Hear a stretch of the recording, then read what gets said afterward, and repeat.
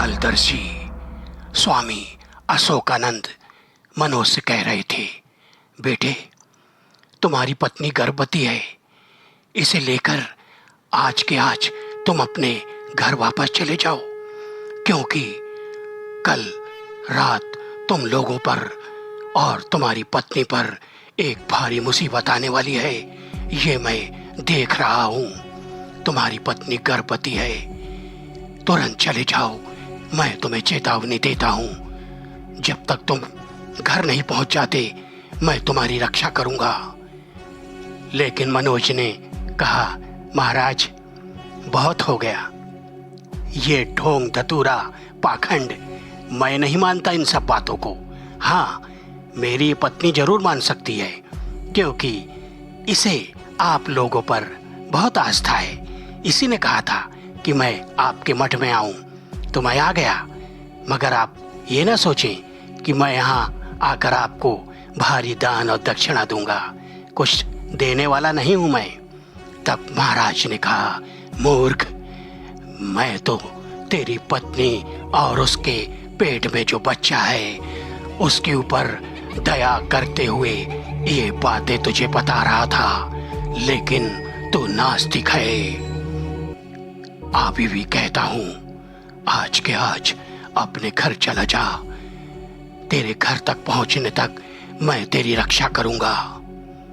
मनोज ने कहा, ठीक है महाराज, आप अपनी बातों को अपने पिटारे में बंद रखिए, हम चलते हैं। हाँ, लेकिन घर नहीं, अभी हम आसपास और भ्रमण करेंगे। और उनकी पत्नी लाख मना करती रही कि इनका अपमान ना करें, इनसे क्षमा मांग लीजिए, पर वह ना माना।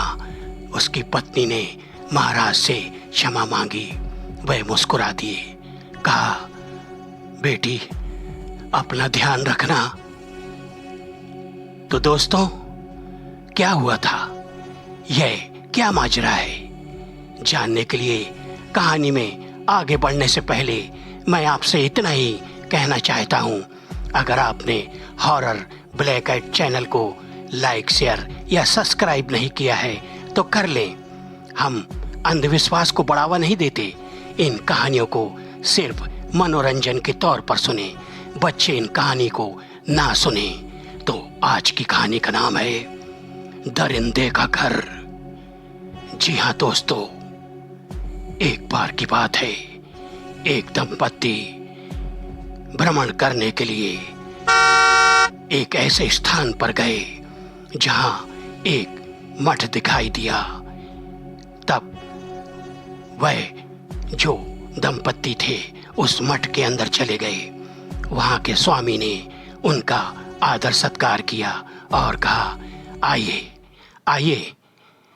पर मनोज कह रहा था अपनी पत्नी से, सुनो, इन्हें कुछ दान दक्षिणा मत दे देना, ये सब ऐसा ही पाखंड करके लोगों को बहलाते हैं। पर उनकी पत्नी ने कहा, चुप रहिए, इनका अपमान न करें।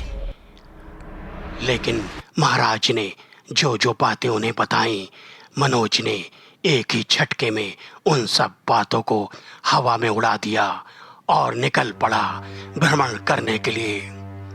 जब वह आसपास के इलाके में भ्रमण करते करते रात के समय अपनी कार से एक वीरान स्थान की तरफ जा रहे थे, तभी मनोज की नजर एक पुरानी हवेली पर पड़ी जो खंडहर हो चुकी थी।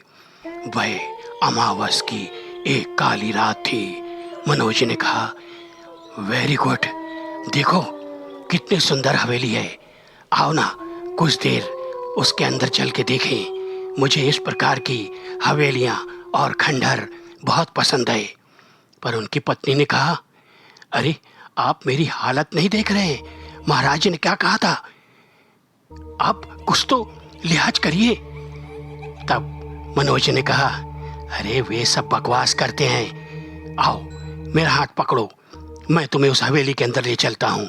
जरा देखे तो पुराने जमाने में राजा महाराजा क्या करते थे और उनकी रखी हुई चीजें आज भी मौजूद हैं कि नहीं। और पत्नी के ना चाहते हुए भी वह उस हवेली में घुस गया जो एक दरिंदे का घर था। हवेली के अंदर घुसते ही चमगादड़ों का एक भारी बवंडर बाहर निकला और मनोज ने टॉर्च जला के आसपास देखा और कहा, ओह नो, इतनी भयानक और वीरान हवेली। देखो, तभी उनकी पत्नी ने कहा, मुझे डर लग रहा है, मेरा जी घबरा रहा है, चलिए वापस चलिए, देखिए ये सामने एक काली परछाई मेरी तरफ बढ़ रही है। तब मनोज ने सामने टॉर्च जला के देखा और कहा, अरे कहाँ, कोई परछाई नहीं है। और वह परछाई आगे बढ़ते बढ़ते उनकी पत्नी के शरीर में समा गई। उनकी पत्नी चक्कर खा के वहीं गिर गई। मनोज ने कहा, अरे क्या हुआ तुमको? और वह उसे गोद में उठाकर अपनी गाड़ी पे लेके आया और निकल पड़ा एक अस्पताल में। जब डॉक्टरों ने चेकअप किया तो कहा, मिस्टर, मैं बहुत ही दुख के साथ कहता हूँ कि आपका जो होने वाला बच्चा मर चुका है। इतना सुनते ही मनोज की घिघी बंद गई। वह कहने लगा, ऐसे कैसे हो सकता है? देखिए मिस्टर, यह कोई एक्सीडेंटल केस भी हो सकता है। इन्हें कोई धक्का लगा होगा या कोई आघात पहुंचा होगा। ये तो हम नहीं बता सकते कि आपने इनके साथ क्या व्यवहार किया है।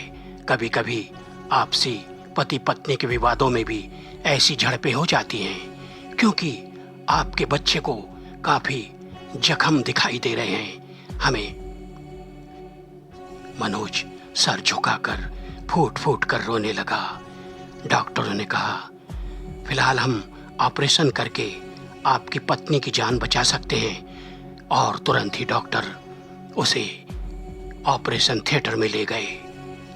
दूसरे दिन उनकी पत्नी को होश आया। तब वह फूट फूट कर कहने लगी, मैंने कहा था ना तुमसे, उस पुरानी हवेली में मत जाओ। मैं उस दरिंदे को पहचान गई थी।